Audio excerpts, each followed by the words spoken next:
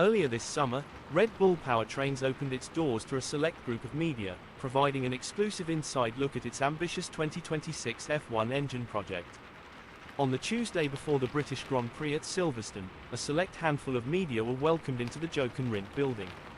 This facility, located on the Red Bull campus in Milton Keynes, is the heart of Red Bull Powertrains, where hundreds of employees are diligently working alongside Ford on Red Bull's groundbreaking engine project for 2026.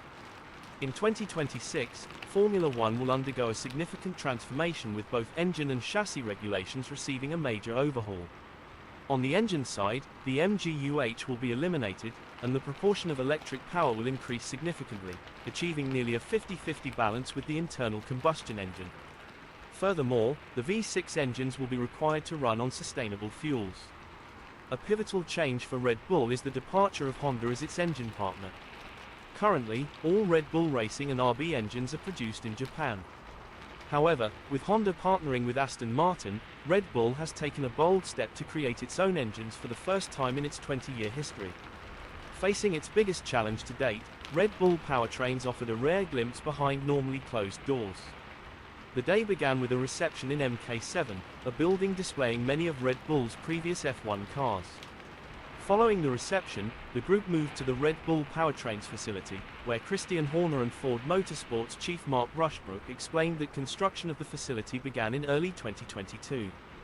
Work on the internal combustion engine section started first, followed by the ERS department, which handles the electrical components of the engine that will become increasingly important under the 2026 regulations. After strict instructions prohibiting photography, the group proceeded to Brodie's Boulevard, named after Steve Brodie, a key figure in establishing the Powertrains facility.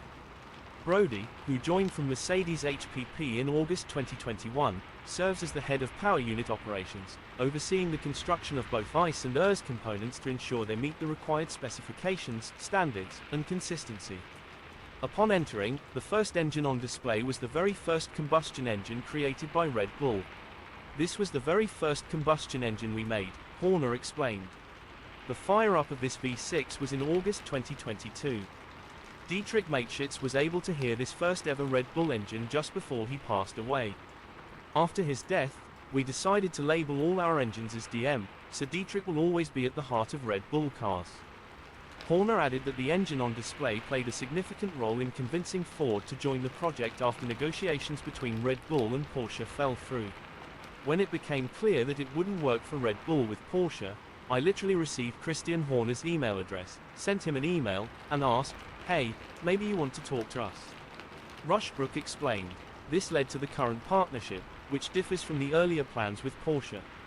Ford does not demand as much control over the F1 team as Porsche did. "We are not saying, 'You have to do it like this.' No, Red Bull has been in Formula One for years, so we mainly ask them what they need from us to be successful together," Rushbrook stated. Initially, Ford was only going to contribute to the electrical parts of the 2026 engine. However, they are now also contributing to the turbocharger and testing rigs for the combustion engine, leveraging their existing knowledge and equipment. Brodie's Boulevard led to the engine store, where various engine parts were meticulously sorted. From there, the group moved to the cleaning area and then to the build shop, where the internal combustion engines are assembled. The assembly area, resembling a laboratory rather than a regular workshop, is designed for utmost precision and cleanliness. One half is dedicated to the V6 engine, and the other to a single cylinder, used for efficient development. "I'm obviously a bit biased, but the setup we have here looks even more state-of-the-art than what Mercedes has," Brodie smiled. "But it should be, as I had a lot of freedom to come up with this setup myself." When it comes to testing, Brodie handed over to Florian Niehaves. The German engineer, previously at AVL where Red Bull also acquired equipment, now works directly on the Powertrains project. He led the group into the next room, reminiscent of mission control for space missions. This hub manages multiple testing rigs for individual engine components before they are integrated into the full power unit. Manufacturers must comply with strict testing rules in Formula One.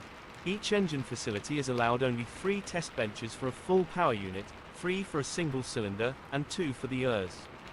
Red Bull Powertrains is close to the limit of allowable equipment.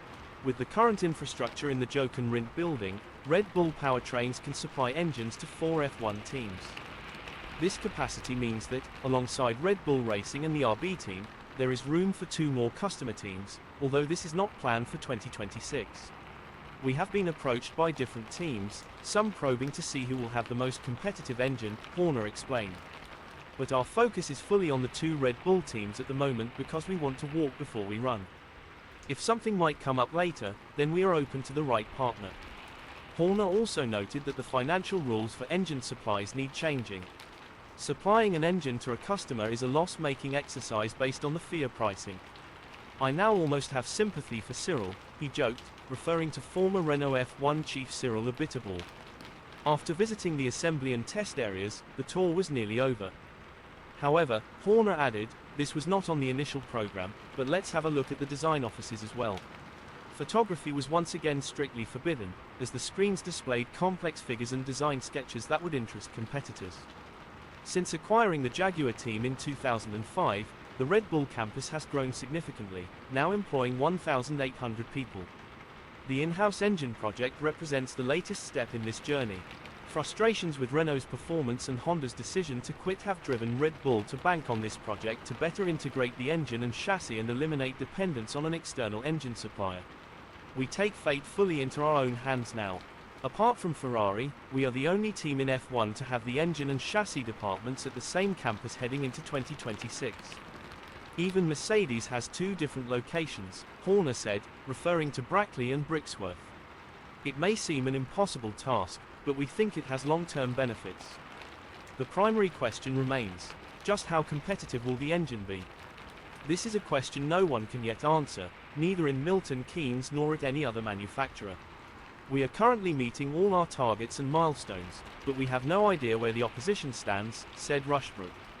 Our motto should be, under-promise and over-deliver. In conclusion, Red Bull Powertrains' venture into engine manufacturing marks a significant and bold step in its Formula One journey. By taking control of its destiny and partnering with Ford, Red Bull aims to not only overcome the challenges posed by the 2026 regulations but also to establish itself as a self-reliant and competitive force in the sport. The collaboration, innovation, and meticulous planning evident in their facilities reflect a commitment to excellence that could potentially reshape the future of F1. Only time will tell how successful this endeavor will be, but the foundation laid by Red Bull Powertrains is undoubtedly robust and promising. Hello McLaren faithful fans. If you loved this video, make sure to smash that like button, drop a comment below, and hit subscribe so you never miss any McLaren F1 updates or our unique ASMR content. Your support is what keeps this incredible community growing stronger every day.